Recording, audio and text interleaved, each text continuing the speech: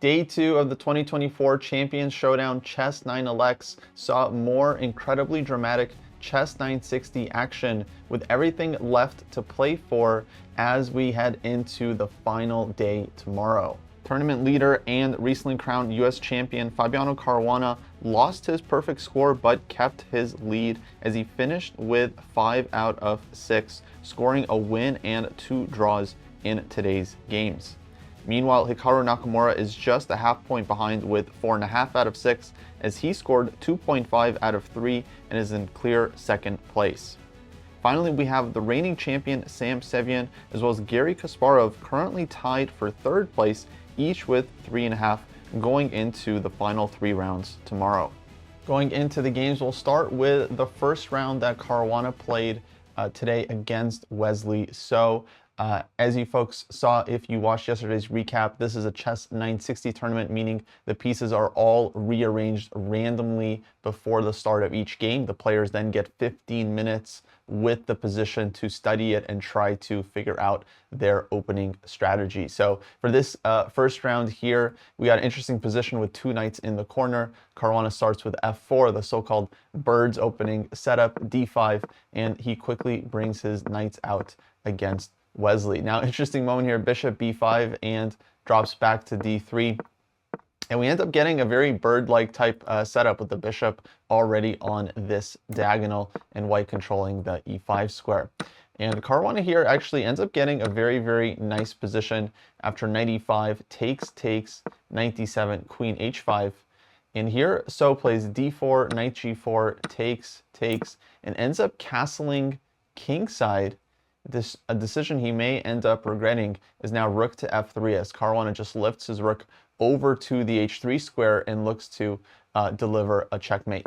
So queen to e4, knight to g4 now. Wesley grabs the pawn on c2, but rook bf1, Caruana's attack here ends up becoming very, very strong. Only move for black, according to the engines here, to keep the position balanced was rook f d8, hanging the f7 pawn with the idea that if white does take the pawn, then black has the pretty stunning move rook to f8, where apparently black's counterplay on the f-file is actually pretty serious, and the engines like black here. Instead, white can sacrifice the knight with knight h6 check, and apparently gets a very, very strong attack. But super, super complicated position, already very, very difficult to defend for any human, as Wesley goes rook bd8, but now rook to h3, the h-pawn is hanging.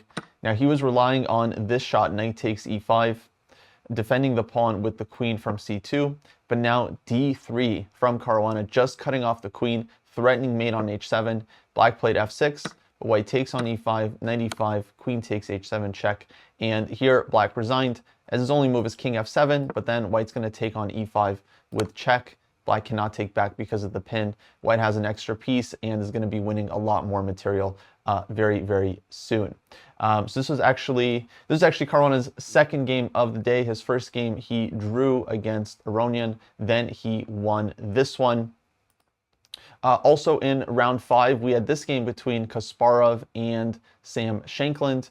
And this is a very, very interesting game. It got to this endgame from that same starting position we just saw. Here, Kasparov has just played the move b3, opening up the very, very nice bishop on a1. And at this point, black is already much, much worse. Shankland had to just play knight to c3 in this position in order to stave off most of the damage. White can, of course, win the pawn here, but would have to give up his really strong dark square bishop to do so. Then white has an extra pawn, and maybe black has some saving chances.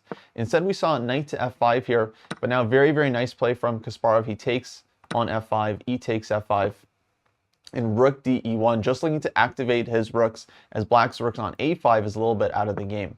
So rook to g8 here, but now rook takes f5, rook a2, and rook f8 check. Very nice idea, trading off black's rook on the back rank so that white's second rook can get in on the e8 square.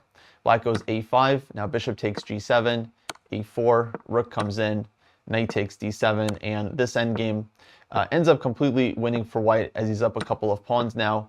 And more importantly, his pawns on the king side are just very, very strong in the long run. Shankland looks for some counterplay on the queen side here, but knight takes b3, bishop takes b3, and a5. Nice resource from Kasparov here to regain the piece. Bishop takes c2, And they end up in this endgame with opposite color bishops, but 2 extra pawns for white that are protected passers.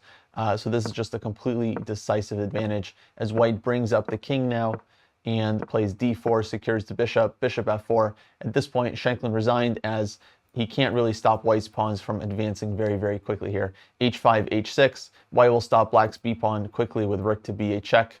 And yeah, basically it's just a completely losing endgame. So nice win for Kasparov, who ended up finishing with 2 out of 3 points on the day.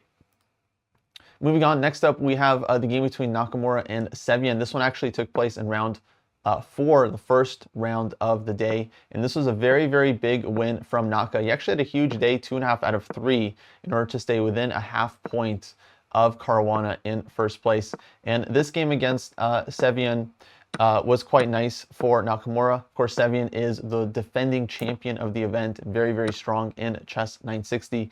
But in this game, he lands into trouble as the players get a pretty reasonable situation here in terms of the structure. But now knight to h4, white definitely seems a little bit better here. White goes knight e2 check, king to h1, and f5, bishop f3, we get the trade of the bishops. And now knight takes c3. Probably this knight should have gone to d4 instead for black, where it would have been very, very well placed. Because after knight takes, queen takes, and e4, suddenly white gets knight to g5. And Hikaru spots this opportunity, puts the knight on e6, and this knight is just installed for the long run and is a very, very annoying piece. Best case scenario is black can give up the exchange for it, but that's probably not going to be holding in the long run. So Sevian tries to defend around the knight, but Nakamura now slowly builds up. Of course, at this point, the players are approaching heavy time pressure. This is rapid chess after all, game in 20 with a 10-second increment.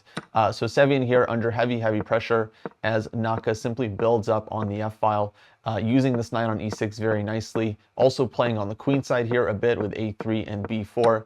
And yeah, ultimately the position was just too difficult for black to hold here, as now white gets g4, playing on the g file as well, g5, queen to e5, all of white's pieces here just completely dominating. Rook takes f4, takes, queen takes f4, and here finally black resigned as he doesn't have a good defense to either queen f7 check or queen takes f8, mate and 2 on the board. So this is one of 2 wins for Naka on the day. He also beat Dominguez. And then in the final round of the day, it was actually Naka against Kasparov in a very, very critical game. And this one was quite interesting here. Once again, we see f4, f5 opening up the bishop on g1. And now b4, b5, and a4. Funnily enough, white could actually take the pawn on a7 in this position. You don't often see a pawn just hanging on move 2. Welcome to chess 960. But then black would also be able to snag on a2, playing copycat chess. And then it doesn't seem like white has any advantage here with the first move. I'm sure the players analyzed this before the game and figured out that it was probably equal. So instead we see b4, b5, and a4 from Hikaru, looking to get some initiative here. He does get some space advantage and gets a reasonable position, but actually Kasparov for the most part does quite fine in this game in terms of the board, but he does fall a bit behind on the clock. As we get a couple of complications here, d5, queen takes a6, queen to b8, knight c5, rook takes b6. The position kind of stabilizes and starts resembling some kind of normal structure, whether it comes from a mix like Queen's Gambit declined or Leningrad Dutch, Grunfeld, these kinds of openings. But it starts to resemble real-life chess position, and Kasparov starts doing very, very well on the board as he takes over the a-file here, now brings the other rook in, goes rook to a3. At this point, Nakamura decides to sacrifice the queen with queen takes a3. Very, very bold decision. He could have dropped back as well with queen to b1 or queen to c2, where maybe white is a bit worse, but definitely holding. Instead, he decides to sacrifice the queen for the rook and knight. But here, black is definitely not worse and very likely playing for the win. Check, bishop e2, bishop f6, and now rook to a6. Very unfortunate move from Nakamura as he allows rook takes d4. Nice tactical shot here for black, with the idea that after e takes d4, as played in the game, bishop takes d4, black is winning the knight on c5, and we end up in this material imbalance where black has a queen and 3 pawns for the 2 rooks. So big material advantage for black. It should be a winning endgame, although it wasn't easy as Kasparov is way down on the clock, under 2 minutes at this point. However, he starts pushing a little bit here, h6, rook a5, bishop to b6, rook a6, and at this point the players end up repeating the position, and eventually the game is drawn here, as Kasparov, I think, recognizing he was better but not wanting to risk it, as he was just way too far behind on the clock. Objectively though, black's position was very, very good, but he would have to take some risk here. For example, the move queen to b4, pointed out by the engines, is apparently very strong, with the idea that if white takes on c6, this is why black didn't want to play on. He would have to give up a pawn in order to do so. Here, black does get a lot of activity with queen to d2 check. And the engines say black is winning here as the counter attack is too strong. For example, king h1, there's queen to f2, and queen f1 is mate. Queen takes f3 is a huge threat as well. If king comes up to h3, then black can play bishop to g1, hitting the h2 pawn. White has to go bishop g2 to defend this, and then queen e2, for example. Okay, these are engine moves, but basically showing that black's initiative is strong enough. White can't take on g6, so it's not like this is super easy, but apparently this would be winning for black. But as you can see, very, very messy position. So this one ends in a draw, leaving Nakamura half a point behind Caruana, who also had a very, very exciting final round game, final round of the day against Sam Sevian. Once again, the defending champion of this event and very, very strong 960 player. So their game also goes f4, f5, b4, b5. And here Fabi decides to take on a7. And notice Sevian goes rook to b7. He doesn't play copycat chess with bishop takes a2, because here after rook to b2, for example, black has 2 pieces under attack. And if you go rook to b7, well, then white plays rook takes a2, taking the piece and defending the bishop on a7. So here as well, copycat chess simply does not work. However, Sevian does start with rook to b7. White brings the bishop back and now snags on a2 and returns to copycat chess, where it seems like white doesn't have anything special so immediately. Fabi goes e3, e6, knight d3, and now d6. Finally, the symmetry is broken. And actually, black ends up getting a very, very nice position here right off the bat with this nice shot c5 and c4, basically killing the knight on a1, which becomes a huge problem for white, who now has to spend time and play this ugly move c3 just to get this knight out. So this game actually starts off very, very nicely for Sevian, as he just gets a huge strategic advantage, advancing his pawns both on the queen side and also in the center here, as he gets e4 in very, very soon and just completely dominating white's position. King e2, bishop f6, king f1, queen a4 now, knight to d4. Caruana definitely on his back foot defending here, as black takes on d4, goes rook, c2, and g6.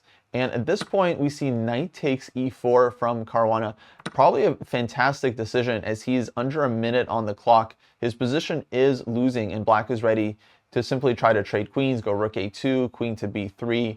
All of the endgames are just completely busted for white, as black's pieces are just way too active here, and eventually black is breaking through. For instance, there's always this e3 idea followed by knight takes c3, and white's structure just collapses. So knight takes e4, changing the character of the game. Very, very nice decision. After takes queen to g4, all of a sudden now white gets counterplay and ends up being not so easy for black. So Sevian drops back, queen a8, but now check, queen takes d6. White has sacrificed a full knight, but black's king is now open and there are some checks in the position. So Sevian goes e3, looks like a very nice move, opening up the position for black's pieces, looking for the queen to enter in as well. Now queen e5 check, queen e6 check, queen e5 check once again, looking for perpetual, and knight to f6 from Sevian. Allowing queen e7 check, by the way, with the idea that if white takes the knight on f6, of course black's queen is going to come in with either queen h1 or queen f3, for example. Both are completely winning here. So white's king is getting mated. Not queen g2, that would not work.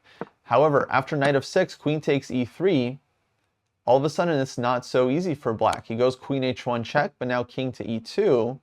Here it turns out that after takes on h2 check, king to d1, black's rook is hit, and white is still threatening queen e7, followed by taking the knight. So rook a2 is played by black here, but now queen e7 check, king h6. He can't take the knight on f6 yet. There's a mate hanging on d2, but Caruana does have queen f8 check, king to h5, and now very important move, queen c5 check, the only saving move in the position. Rook e5 would be very tempting, trying to hunt the king down, but then black would actually be winning after king to g4. White doesn't have a concrete checkmate here, and it's white's king that's actually going to eventually get mated. Instead, queen to c5 was a very accurate find by Caruana. If black's king comes up now with king to g4, then queen to g5, is too dangerous. King f3 actually just wins on the spot for white. Rook e3 and rook e2 check, picking up the queen. So black has no choice in the game but to go back king h6, and the players repeated and a draw was agreed.